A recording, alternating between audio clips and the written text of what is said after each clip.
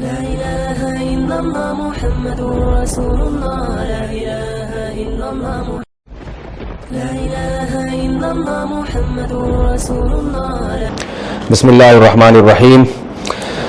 وبا پھیلی ہوئی ہے جس کی وجہ سے بہت سے لوگ گھروں میں نماز پڑھنے پر مجبور ہیں، اور خاص طور پہ جو مشترکہ اعلامیہ آیا ہے اس میں 50 سال سے عمر کے لوگوں کو کہا گیا ہے کہ وہ گھر میں تراویح پڑھیں. خواتین تو گھر میں پڑھتی ہی ہیں، تو اور بھی بہت بڑا مجمع ایسا ہوگا جو اس دفعہ گھروں میں تراویح پڑھے گا.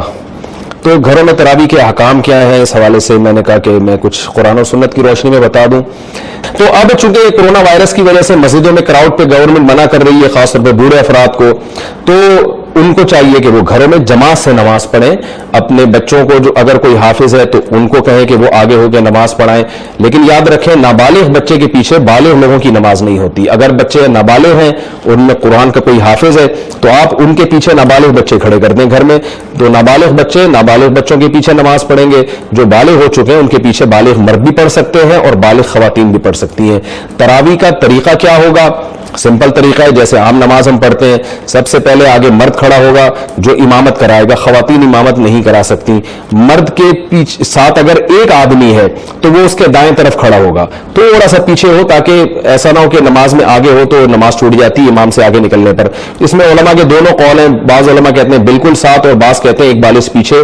احناف نے اس قول کو لیا ہے، ایک بالش پیچھے والے قول کو اس لیے لیا ہے کہ ایسا نہ ہو کہ عوام میں چونکہ علم نہیں ہے تو امام سے بعض دفعہ بے خیالی میں امام مقتدی آگے نکل سکتا ہے. اس لیے ہم کہتے ہیں احتیاطاً تھوڑا سا پیچھے کھڑے ہو، ایک بالش پیچھے، ورنہ اگر ساتھ بھی کھڑے ہو جائیں تو بھی نماز ادا ہو جائے گی. تو یہ ایک آدمی اگر امام کے پیچھے ہو. اگر ایک شخص امام کے پیچھے نماز پڑھ رہا تھا، اسی دوران کوئی دوسرا شخص بھی آ گیا، تو دو آپشن ہے.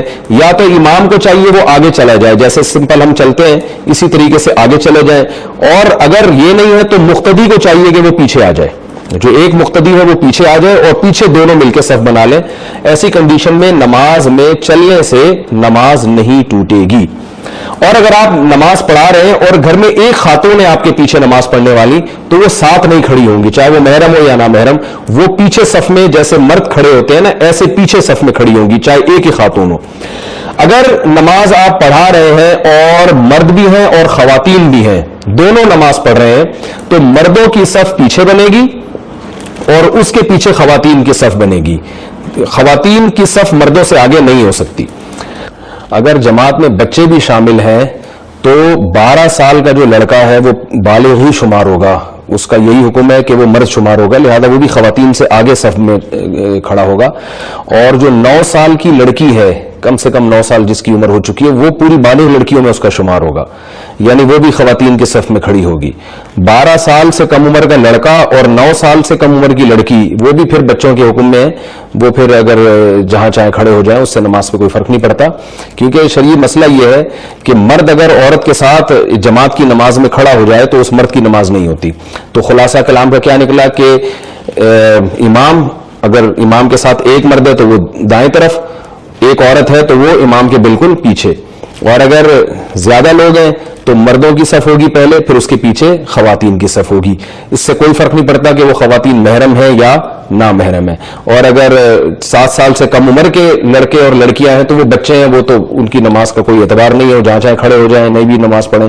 اور 7 سال سے اوپر کے ہیں تو پھر میں نے اس کی تفصیل بتا دی کہ 9 سال کی بچی بالکل بالغ شمار ہوگی اور 12 سال کا لڑکا بالغ میں شمار ہوگا. لیکن 12 سال کا لڑکا امامت نہیں کر سکتا، امامت کے لیے مکمل بالغ ہونا ضروری ہے. یہ تو میں نے تراویح کے احکام آپ کو بیان کیے کہ جماعت سے ہم کیسے پڑھیں گے. جو حافظ ہیں بہتر یہی کہ نماز وہ پڑھائیں تاکہ پورا قرآن کمپلیٹ ہو. اگر آپ کے گھر میں کوئی حافظ نہیں ہے، پورا قرآن آپ نہیں پڑھ سکتے، تو الم تری کیف فعل ربک سے 10 صورتیں یہاں سے پڑھ لیں، یا جہاں سے جس کو قرآن یاد ہو وہ صورتیں بھی تلاوت کی جا سکتی ہیں. سورہ یاسین بعض لوگوں کو یاد ہوتی ہے تو سورہ یاسین کو آپ 20 حصوں میں ڈیوائڈ کر لیں. یہ بھی ہو سکتا ہے کہ ایک رکعت میں سورہ یاسین پڑھی، دوسری میں دوبارہ سورہ یاسین پڑھ لی، اس میں بھی کوئی حرج نہیں ہے. بعض لوگوں کو سورہ واقعہ واقعہ یاد ہوتی ہے, سورہ ملک یاد ہوتی ہے, تو یہ جہاں سے جس طرح سے چاہیں آپ پڑھ سکتے ہیں, اس میں آپ کو آزادی ہے. مقصد ہے کہ نماز پڑھی جائے, اللہ کی عبادت کی جائے. تراویح کی رکعتیں کل کتنی پڑھنی ہے, یہ بڑا مارکت العارہ مسئلہ ہے کہ رکعتیں کل کتنی ہے. تو دیکھیں سنت رکعتیں تراویح کی 20 ہیں. باقی اگر کبھی تھکاوٹ ہو, ٹینشن ہو, مجبوری ہو, تو سنت موقدہ ہے. سنت موقدہ مجبوری میں چھوڑی جا سکتی ہے.